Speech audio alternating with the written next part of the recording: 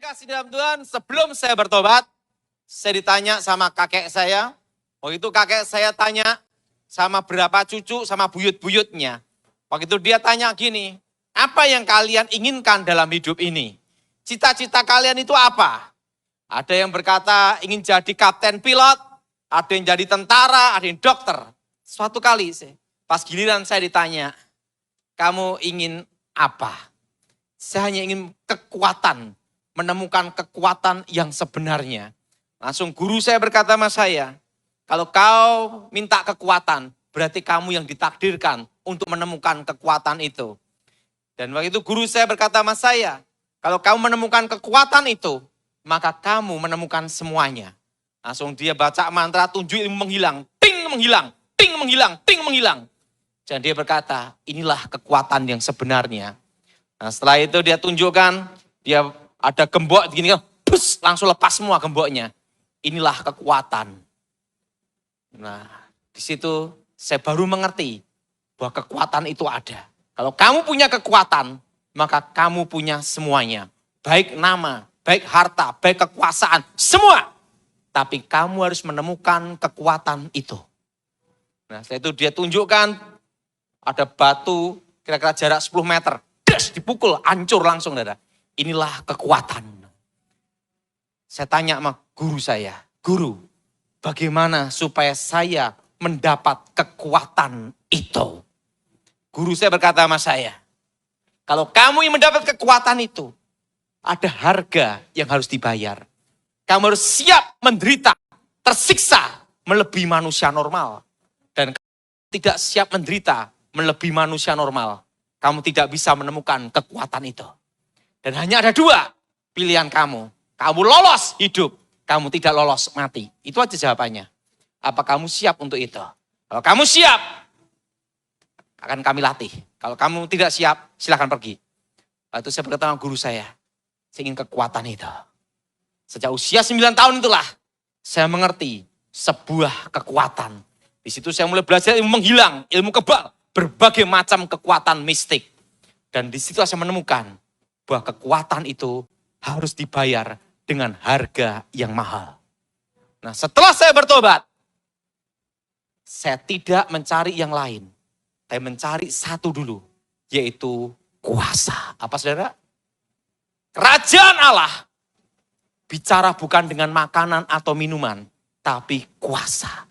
Seseorang bertobat bukan karena doktrin. Kalau kita ngomong doktrin, ribut-ribut, ingat yang lebih pandai dari kita itu banyak, betul? Tapi dunia minta bukti. Siapa yang setuju angkat tangan saudara? Nah, suatu kali, waktu itu saya dipanggil Danjen Kopassus. Waktu itu Pramono Edi Wibowo berkata sama saya, Pak Daud,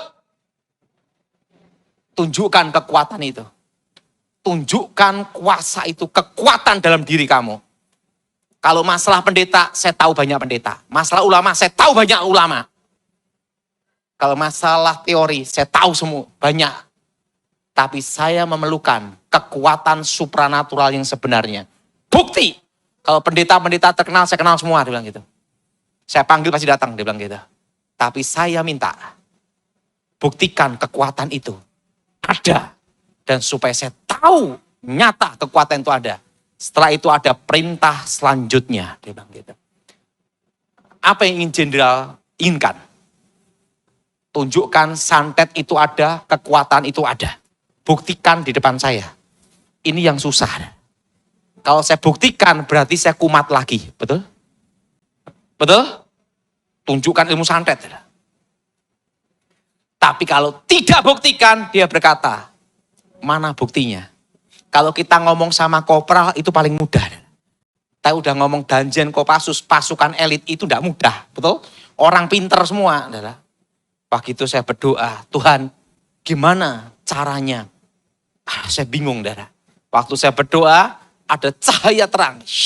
Terang sekali. Saya doa, demi nama Yesus. Langsung cahaya itu berubah jadi paku. Pakunya ada di udara, gini. Saya tahan gini. Jenderal, Jenderal perlu membuktikan kekuatan itu ada. Inilah kekuatan. Langsung pakunya gini, tepat di tangan saya gini, terbang. Nah, jenderal berkata, Obai, ajudan, sini. Langsung set jatuh. Herod, ini perintah selanjutnya. Karena harus dibuktikan untuk menjaga presiden, harus baik dari yang terbaik, bukan katanya, tetapi bukti. Dunia kan perlu bukti, saudara. Bukan teori, betul? Betul? Perlu apa, saudara? Bukti, bukan apa, saudara? Teori. Ini perintah selanjutnya. Anda menjaga Presiden Republik Indonesia untuk menjaga keamanan NKRI. Makanya perlu dibuktikan kekuatan kemampuan Anda. Di situ saya baru mengerti. Kerajaan Tuhan bukan bicara makanan atau minuman. Tapi apa, saudara? Kuasa. Apa, saudara? Siapa yang setuju angkat tangan, saudara? Kalau kita mau jujur, saudara boleh sekolah sampai luar negeri, Amerika, bila perlu sampai kutub utara, kutub selatan. Ujung-ujungnya yang dipakai dalam ilmu dagang, pengeluaran dan pemasukan. Betul? Betul? Artinya apa? Bukti. Teori itu waktu sekolah, belum tentu 5% ilmunya dipakai. Buktinya ada, lulus luar negeri, kembali Indonesia, jual HP. Betul? Itu buktinya. Dunia perlu bukti. Nah, bukan hanya teori. Mari kita buka Alkitab kita dan Kisah Para Rasul. Pasal 1 ayat 8 sampai ayat 6 sampai dengan ke-9. Kisah Para Rasul pasal 1 ayat 6 sampai dengan ke-9. Kisah Para Rasul pasal 1 ayat 6 sampai dengan ke-9. Saudara yang ganjil saya yang genap. Maka bertanyalah mereka yang berkumpul di situ, Tuhan, maukah engkau pada masa ini memulihkan kerajaan bagi Israel?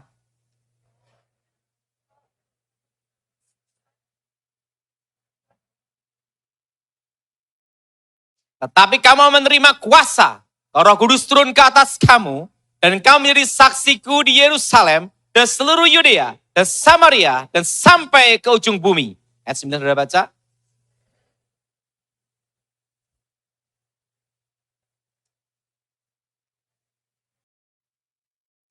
Kerajaan Elohim, kerajaan Tuhan, didirikan berdasarkan 12 rasul. Berapa, saudara? Dan 12 rasul pun adalah 12 orang gagal. Saya beritahu, gagal. Pertama, Petrus menyangkal Yesus 3 kali. Betul? Kedua, Yudas menjual Yesus, berkhianat. 10 rasulnya, waktu Yesus ditangkap lari. Betul? Artinya, 12 orang ini 12 orang gagal total. Dan mereka bukan dari kalangan bangsawan atau ahli teologi, profesor, doktor, kaburator, botak, bocor. Mereka adalah 12 orang miskin. Apa, saudara? Apa, saudara? 12 orang apa? 12 orang miskin. Mereka hidup di sekitar Danau Galilea. Dan mereka adalah para nelayan dan pemungut cukai. Mereka bukan siapa-siapa. Dan mereka bukan orang yang terpandang atau keturunan bangsawan. Mereka adalah orang biasa. 12 orang miskin dan bukan ahli Taurat yang pandai teologi. Bukan. Dan mereka ikut Yesus dengan satu tujuan, merubah nasib. Karena mereka berharap kalau Yesus jadi raja, Petrus jadi jenderal perang, Yudas jadi menteri keuangan,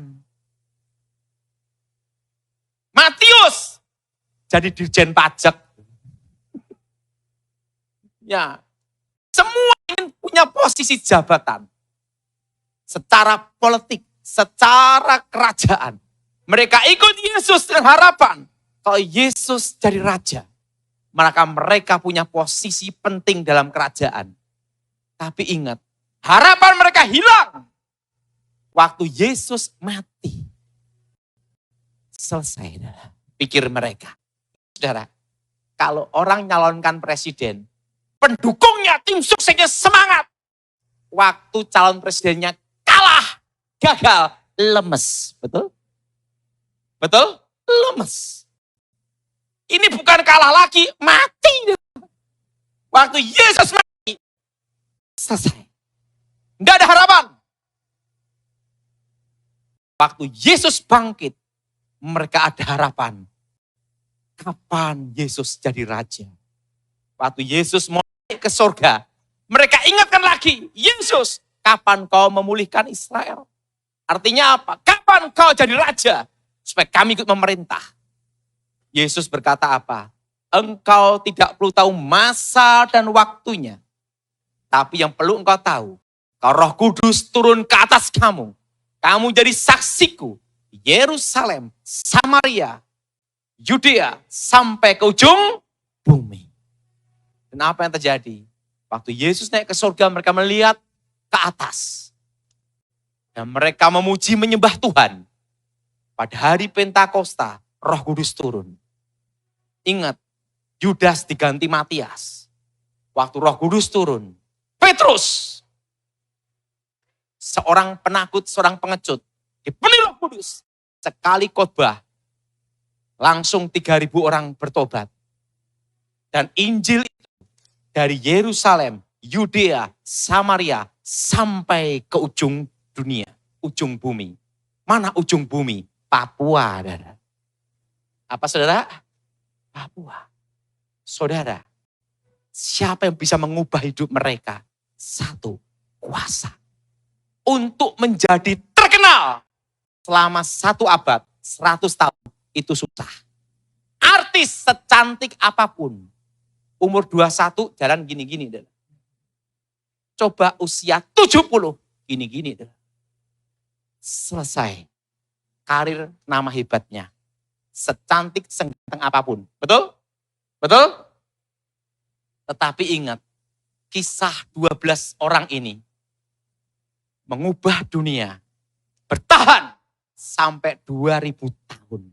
Nama mereka terkenal sampai sekarang. Betul? Ingat, siapa yang mengubah hidup mereka? Satu, kuasa. Doktrin adalah penyeimbang. Tapi nomor 1 tetap adalah kuasa. Nah, sehingga waktu saya bertobat, yang pertama kali saya cari adalah 1 dulu. Kuasa. Apa saudara?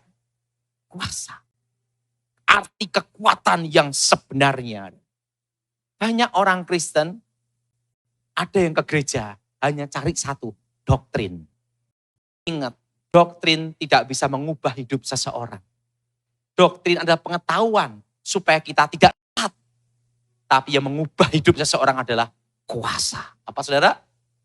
Apa saudara? Kuasa, kekuatan. Nah, setelah saya bertobat, saya tahu persis dalam hidup saya, semua alat musik saya bisa pegang, tapi tidak bisa main. Dan saya sekolah Alkitab itu gagal. Kenapa? Sebenarnya saya tidak lulus. Waktu itu para dosen rapat. Anak ini harus diluluskan. Kenapa? Karena kita semua tidak mau ketemu dia lagi. Itu. Jadi saya ini sekolah Alkitab hanya setingkat SMA. Seperti Somaja. Dan kalau lulus hanya jadi guru sekolah minggu. Makanya sampai sekarang saya bukan pendeta. Saya ini dalam hidup saya enak. Tidak bisa dipecat dan tidak bisa untuk diskors. Kenapa saudara? Tidak pernah diangkat jadi pendeta. Bagaimana mecatnya? Karena saya tidak pernah diangkat atau disahkan. Saya tidak pernah jadi pendeta. Dan tidak pernah disahkan. Kenapa? Karena saya tahu diri. Dalam hidup ini kan simpel aja. Ada 3. Tahu diri, tahu Tuhan, tahu malu. Betul? Itu aja dalam hidup ini. Betul? Simpel aja hidup ini. Tahu Tuhan, tahu diri, tahu malu aja. Saya tahu diri. Maka saya tidak menjadi pendeta. Masuk Alkitab sih gagal. Saya lulusan gagal.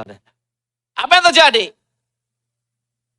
Waktu tes berkhotbah pun saya juga gagal. Dan waktu itu saya hanya dikasih kesempatan satu sama guru saya.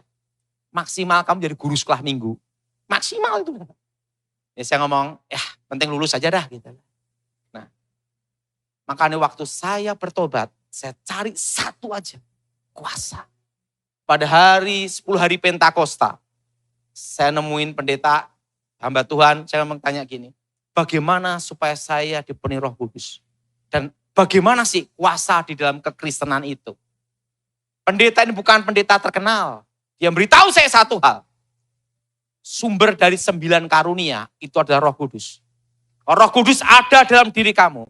Maka 9 karunia itu ada dalam diri kamu. Tetapi yang perlu dilakukan adalah diaktifkan bagaimana cara mengalirkannya. Tapi kuncinya kamu harus mengalami baptisan Roh Kudus. Yaitu dengan tanda bahasa roh. Pengaktifannya itu seperti keran air. Kalau keran air itu sering dipakai. Begitu dibuka, gitu. Tapi keran air itu sekalipun baru, tapi tidak pernah dipakai bertahun-tahun karaten. Waktu dibuka, mampet, saudara. Nah, kekuatan itu seperti itu. Kuasa itu seperti itu. Kalau kamu mau mengaktifkannya, satu-satunya cara ini. Kamu harus pegang kuncinya dulu. Apa? Mengalami baptisan Roh Kudus dan pengaktifan. Setelah itu, baiklah. Akhirnya ada namanya 10 hari Pentakosta. Zaman itu ada namanya nyanyian gini.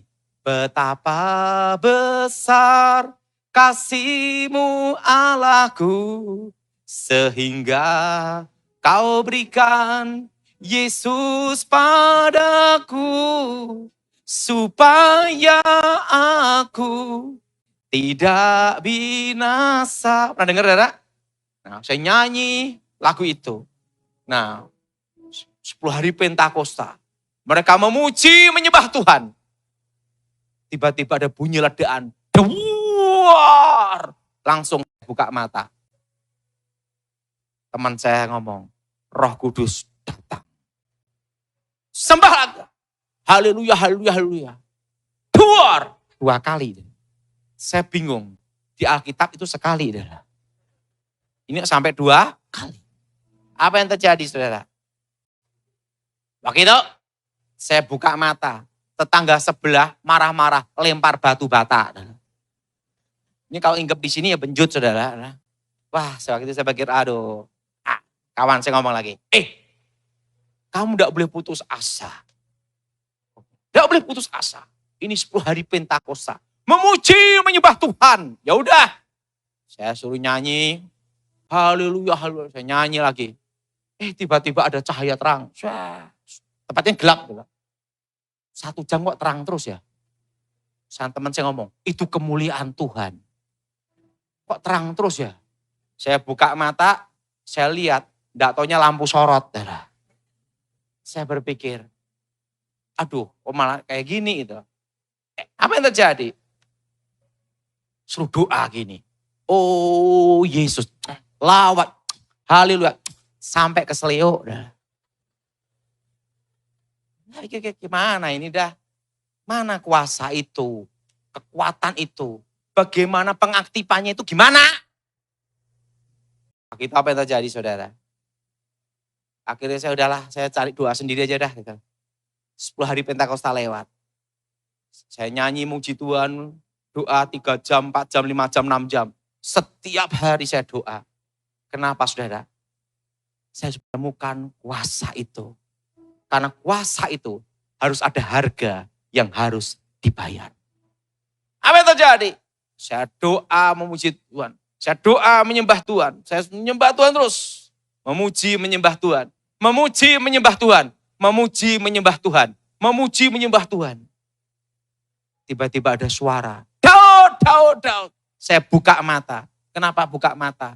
Karena di tempat sekolah Alkitab banyak yang ngerjain. Kalau ada anak yang baru bertobat, Tuhan ampuni dosaku. Temennya di belakang berkata, sudah ku ampuni anakku. Apa yang terjadi?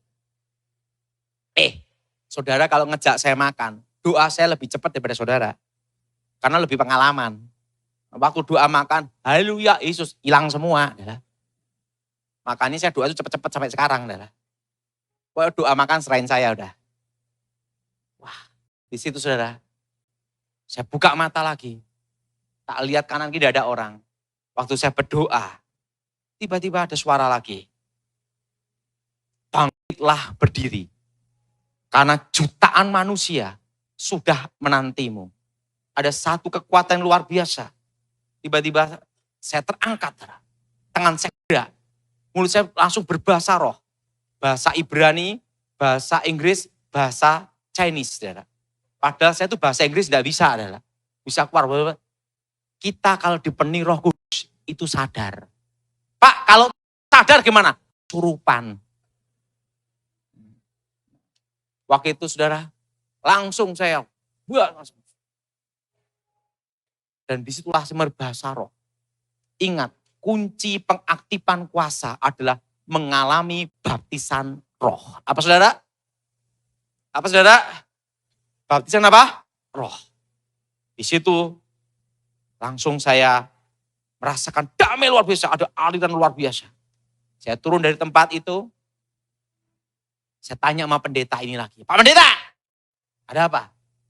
Bagaimana cara mengaktifkan kuasa itu? Sekarang saya sudah menemukannya. Tapi bagaimana cara mengalirkannya? Itu yang penting. Betul? Betul? Bagaimana Pak Saudara? Mengaktifkannya dan mengalirkannya. Pendeta itu ngomong gini, lah kamu maunya apa? Mujizat. Saya mau lihat karunia itu bekerja sampai di mana. Kalau kamu ingin melihat mujizat, gampang itu. Cari orang sakit. Di mana pendeta? Ya rumah sakit. Mana lagi? Cari itu rumah sakit. Saya lihat daftar yang sakit-sakit. Ada nama Abdullah, Aminah. Wah yang Kristen aja susah, apalagi yang tidak Kristen gitu.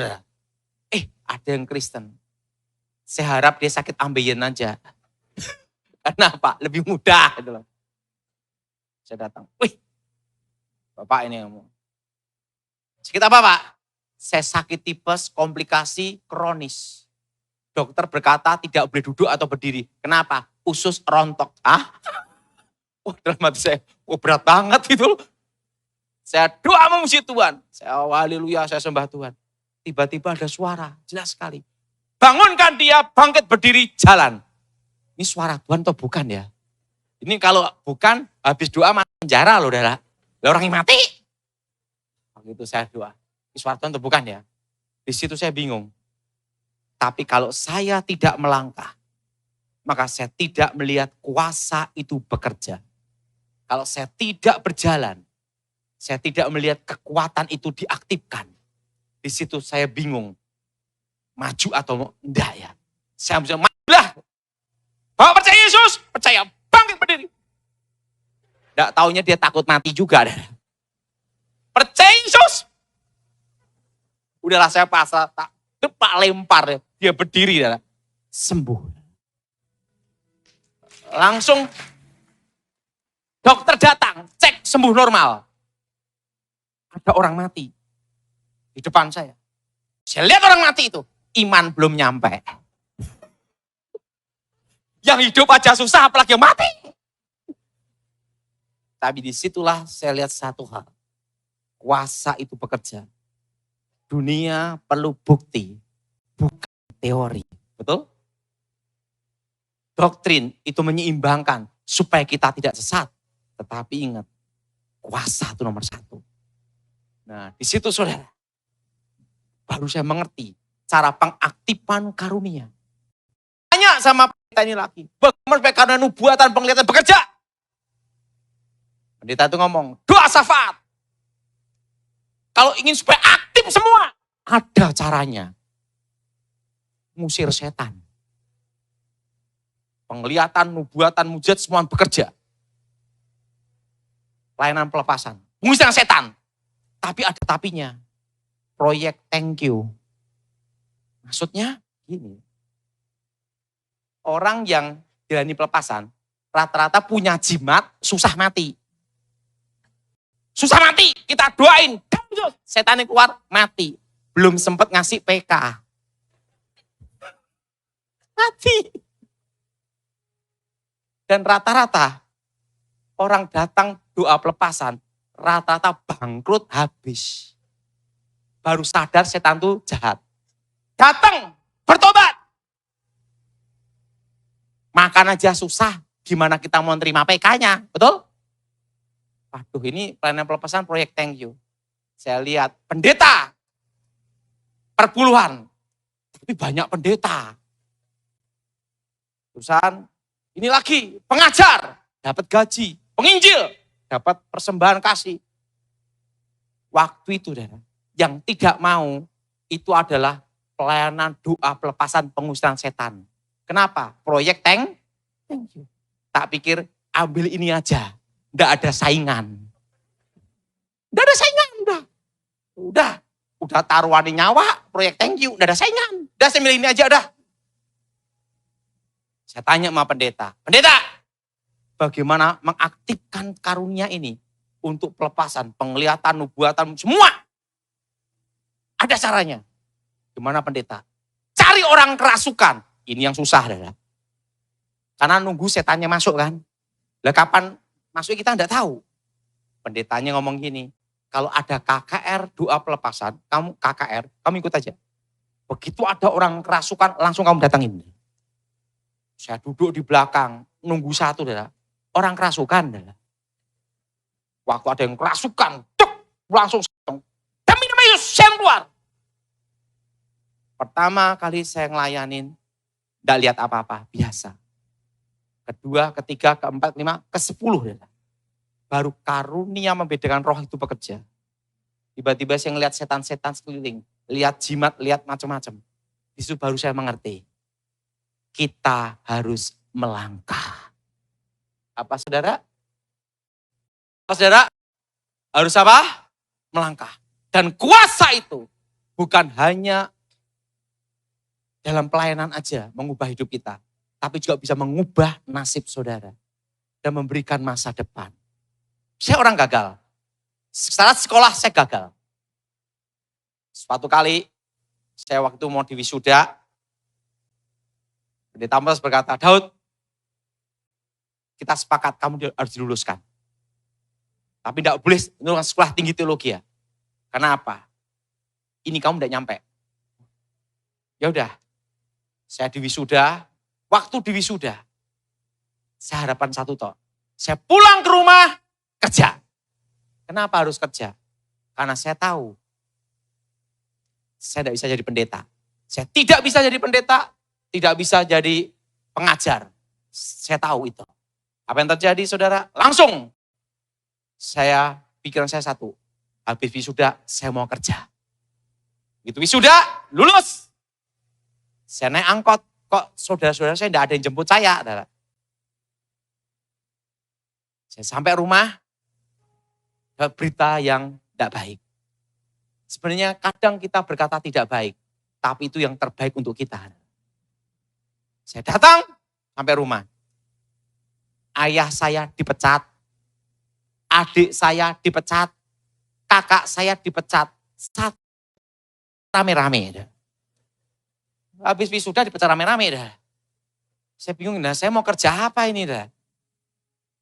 Saya berpikir, kalau saya stres, semua stres, satu keluarga gila dah. Harus ada satu yang normal kan gitu dah. Waktu itu saya doa. Saya doa menyembah Tuhan. Saya doa, saya menyembah Tuhan. Saya doa menyembah Tuhan. Tiba-tiba ada suara Tuhan. Apa yang di tanganmu, lakukan dengan setia. Ada plastik bekas gula. Tuhan, apa aku menjadi pemulung ya? Dan tiba-tiba suara berkata, dengan tanda salib kau akan menang. Saya bawa plastik gula itu, saya ngomong sama mama saya, "Ma, aku mau jualan plastik." Daud, ingat saya, kadang sekitar kita tidak mendukung kita. Daud, di antara anak mama, kamu yang paling goblok gitu dah. Nanti kalau dikasih modal habis semua. Tapi mama, beri saya satu kesempatan. Ini ada uang 100.000 rupiah. Kalau kamu berhasil, berarti Tuhan menyertai kamu. Tapi kalau gagal, ingat modal terakhir. 1.000 udah ada 100.000. Itu tahun 96, saya masih ingat. Tahun 96 itu. Mah, aku perlu sepeda motor untuk nyoba kerja, untuk transportasi. Mama saya ngomong, ini motor Yamaha Poswan. Bulan depan kita tidak sanggup bayar kreditnya. Maksudnya, kamu yang terusin lagi. Hah? 100.000 terusin lagi. Dah. Nah, ingat saudara, selama kita ada nafas, berarti masih ada awal baru perubahan. Itu konsepnya. Walaupun kita ditekan apapun, kita boleh panik, kita boleh takut. Tapi ada satu yang tidak boleh hilang. Tetap berpikir jernih dan logis. Itu aja. Setakut apapun, sepanik apapun, gak boleh sampai konyol. Saya itu, ya udahlah. Saya langsung naik motor, beli di plastik. Itu saya masih ingat dapat 25 kilo HD. Kresek hitam saya masih ingat itu.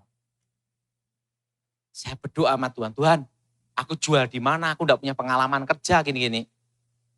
Ingat, dalam hidup ini melangkah dulu. Apa saudara?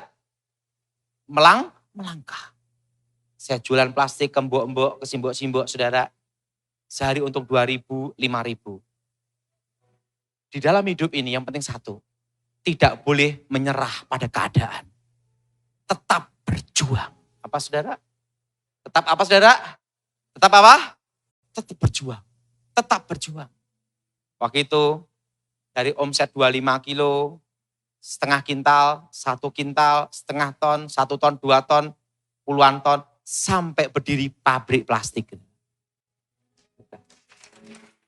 Apa yang terjadi? Saya tidak utang bank. Tanpa utang bank. Di pabrik itu berdiri tanpa utang bank. Berjuang. Nah, dan apa yang terjadi? Di situ saudara, saya bekerja. Dan saya berpikir, karena dalam pelayanan pelepasan, proyek thank you. Dan apa yang terjadi? Ada suara Tuhan yang pernah saya dengar waktu itu. Jutaan manusia akan mendengar khotbahmu. Dan 3 benua akan kau injakkan kakimu. Dan kau akan dikenal dari keempat penjuru mata angin di Indonesia. Wah ini mustahil lah, tidak mungkin lah gitu loh. Karena apa? Jutaan. Mencari 100 orang aja susah. Ya udahlah. Penting saya jalani aja hidup ini. Penting saya melayani Tuhan, jalanin aja udah. Penting saya kerja, cuan ciak caw gitu aja udah. Gak usah mikir macam-macam udah. Apa yang terjadi? Pak Gilbert ngajak pelayanan, udah Daud pelayanan ya, pelayanan aja udah. Suatu kali, saya masih ingat ya, ada dalam hidup kita, bagi kita itu tidak baik dan jelek. Tapi bagi Tuhan, itu yang terbaik. Karena apa yang tidak kita pikirkan, itu yang Tuhan sediakan.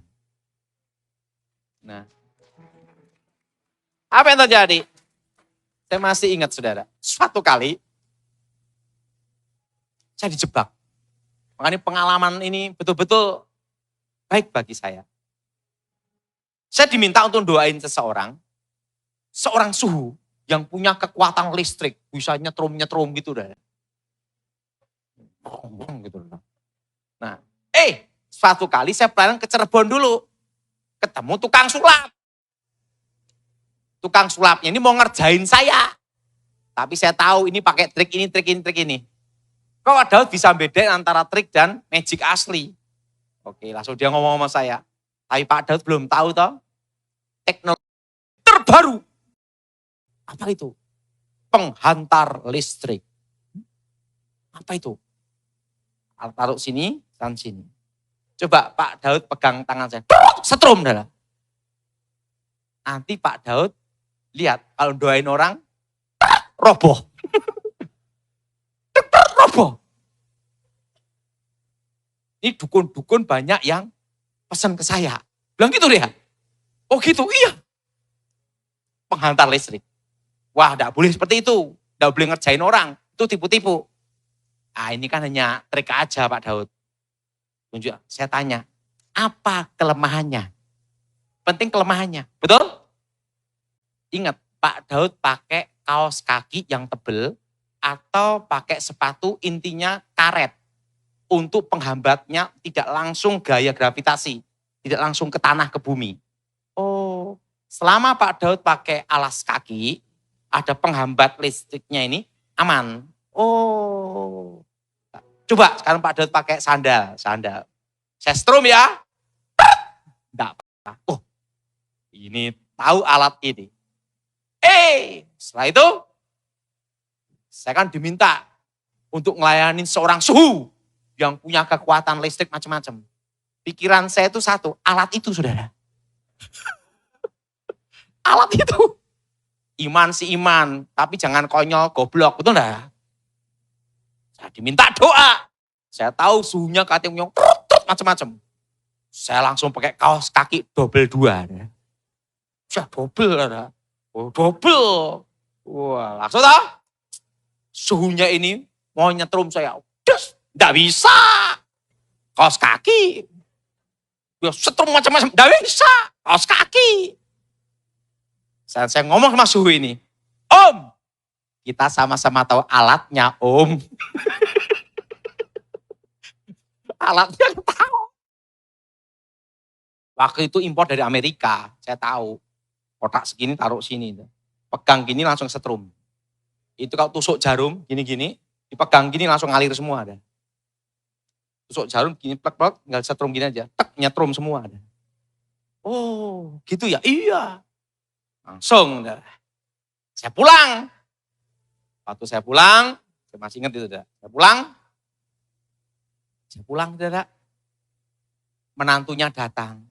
Pak Daud, ini mertua saya mau bertobat. Pak Daud diminta untuk doa, dia mau bertobat. Datang enggak saudara? Wah, suhunya mau bertobat. Saya datang ke tempatnya dia. Begitu masuk, dikepung 40 orang. Karena dia tahu sebelum saya bertobat, saya bertarung melawan 20 orang menang. Dilipetin 2 atau saudara? 40. Bayangin sekecil saya ngadepin 40 orang ya. Nah waktu itu kepung. Nah waktu dikepung, selesai nih. Langsung saya gini, wah ini dikepung udah bisa kemana-mana nih saya. Langsung suhunya sama anaknya, wah macam-macam. Saya ngaku ngomong, saya ini dekat dengan SBY, begini nih. Dia enggak tahu kalau saya dulu bagian pengamanan presiden. Saya diam aja. Oke, saya diam aja. Udah, saya diam aja. Enggak mau ribut. Karena kalau kita bagian khusus kan enggak boleh bongkar rahasia. Diam aja. Udah gini. Menantunya yang ngakunya hamba Tuhan udah tunjukkan gini. Ini Anda tanda tangan aja. Supaya kasus ini selesai. Ya udahlah daripada ribut. Hanya masalah tumpang tangan aja. Saya tanda tangan. Langsung kertas yang tanda tangan itu diganti isinya semua. Isinya, wah saya ini penipu, ngapusing, bohong, gitu saudara. Disebarkan yang ngakunya pendeta ini. Di mana-mana. Dalam hati saya, selesai sudah pelayanan. Gitu saudara. Dalam hidup saya satu konsep, kalau Tuhan percaya saya khotbah. Tidak dipercayain berarti berhentian gitu. Ya sudahlah. Ada penawaran. Waktu itu gubernurnya Khairul Rasyid. Gubernur Akademi Polisinya. Wakil gubernurnya Bagus Eko Danto. Waktu itu saudara, saya ditelepon, Pak Daud, Anda diminta untuk pengarahan di Akademi Kepolisian Semarang. Untuk apa? Untuk bidang khusus penyidikan untuk melumpuhkan ilmu hitam. Nah, daripada tidak ada kerjaan, di situ aja lah gitu. Di situ saya datang, memberi pengarahan di Akademi Polisi. Saya lihat taruna-taruni, polisi-polisi perwira-perwira, ada yang non-job, ada yang job, macam-macam saudara. Ada polisi stres juga saudara. Ada yang stres, ya saya layani. Dia stres, saya ikut stres juga saudara. Nah langsung saya ngomong gini, udah. Polisi yang stres ini saya bimbing, saya gini. Nah, saya didik mereka. Ini 200 orang, perwira-perwira semua ada. Perwira sama calon perwira. Taruna-taruni kan calon perwira. Situ juga ada perwiranya juga. Saya langsung, ada satu orang yang dampingi saya itu pangkatnya itu IPDA, Inspektur 2. Dampingi saya untuk waktu ngajar. Ada. Nah, apa yang terjadi? Hal itu udah selesai dah. Saya pelayanan keliling-keliling. Enggak taunya, apa yang menurut saya itu jelek waktu itu yang terbaik dalam hidup saya. Dan suatu kali, saya KKR di satu tempat. Kan kalau KKR ada izin dari Kapolres, izin dari Polres tempat. Waktu itu saudara, tiba-tiba datang Kapolres, datang, plek, ngasih izinnya. Pendetanya bingung, ini Kapolresnya datang ngasih izinnya. Gitu. Langsung Kapolresnya ketemu saya, siap menghadap, NRP sekian-sekian. Komandan, instruktur. Loh, Pak Daud masih ingat saya enggak? Siapa kamu? Saya dulu yang diajar Bapak.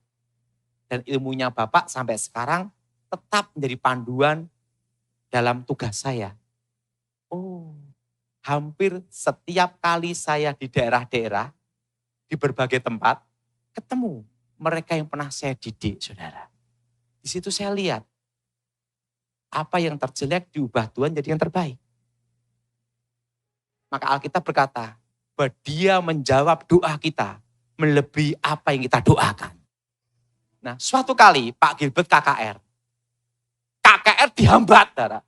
Tidak boleh KKR. Karena Kapolres tidak mengizinkan, tidak memberi izin. Artinya KKR batal. Pak Gilbert, saya suruh datang. Ada apa Pak Gilbert? Kawan, saya sudah ada di sini kawan. Saya sudah mau khotbah ini kawan. Ada apa Pak Gilbert? Tapi dibatalin. Kapolres tidak mengizinkan untuk KKR ini. Karena masa ini, karena izinnya belum keluar macam-macam itu. KKR dibatalkan Pak Daud. Gimana kawan? Saya tanya, Kapolresnya siapa? Namanya ini.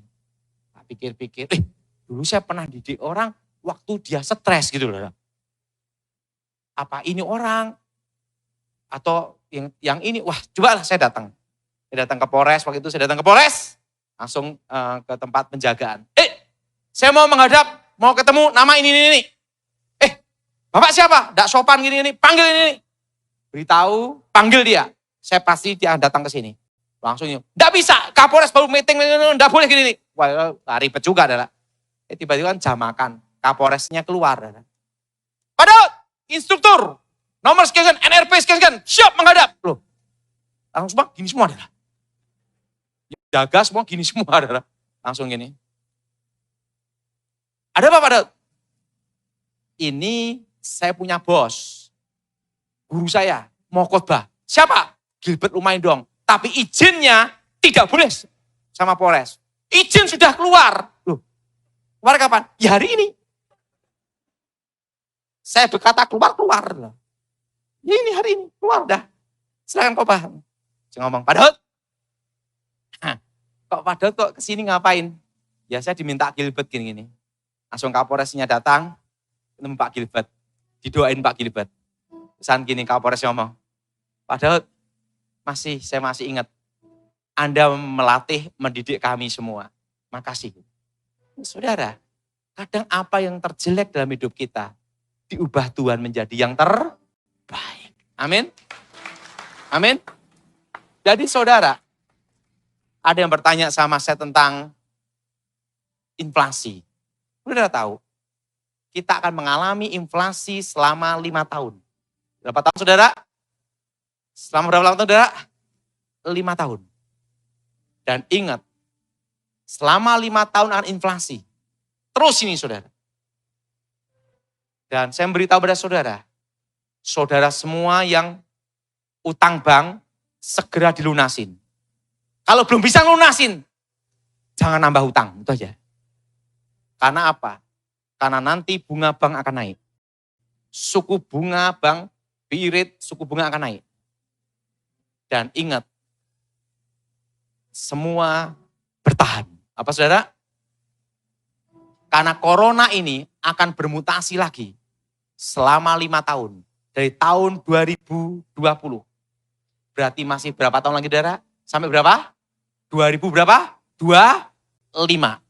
Akan bermutasi terus. Sampai 2025 puncaknya error menjadi kasus biasa, endemi. Nah, sekarang pandemi menuju endemi. Tapi ingat saudara, ini akan ada proses terus. Dan ingat saudara, bertahan. Apa saudara? Ada yang tanya sama saya, Pak Daud, apakah Indonesia akan sampai terpuruk? Tenang, aman. Kenapa Indonesia aman? Ini kuncinya, supaya saudara tahu. Karena sumber daya alam kita mendukung. Kita didukung oleh alam. Pertama, hanya ada 2 musim. Kemarau dan hujan. Betul? Betul? Betul? Betul? Kemarau dan apa? Hujan. Yang kedua, pertambangan. Jadi saudara, tidak usah khawatir. Ada berpikir, Pak, Indomie akan naik. Roti akan naik. Kan gitu. Saya beritahu saudara, tidak usah stres. Kenapa? Kita pasti dipelihara Tuhan. Ingat, dalam bisnis, usahakan jangan utang bank. Kalau sudah tidak bisa bayar utang gimana? Bagaimana caranya untuk melunasi? Dan kalau yang utang, jangan nambah utang. Kenapa saudara? 5 tahun, inflasi terus. Kan ini sudah saya beritahu sama Michael, 2011 ya Michael ya? 2000 berapa? 11. 2000 berapa? 21. Hah? Oh, 2020 ya. 2020 saya beritahu Michael, bahwa nanti tahun 2022 kita semua belajar normal dan akan ada inflasi. Nah, yang masih ingat saya khotbah tentang inflasi, angkat tangan saudara. Ingat, 2022 kita inflasi sampai 5 tahun. Berapa tahun saudara? Nah, harga-harga akan naik, yang tidak naik hanya satu, harga diri. Nah, mari kita bangkit berdiri, kita berdoa. Aku mohon kuasa Elohim bekerja, kekuatan Elohim bekerja, bebaskan kami dari yang jahat, bebas dari kegelapan. Kuasa Yesus bekerja, lawat saya pribadi kami Tuhan, dan nama-Mu dimuliakan. Demi nama Yesus HaMasyiah yang percaya.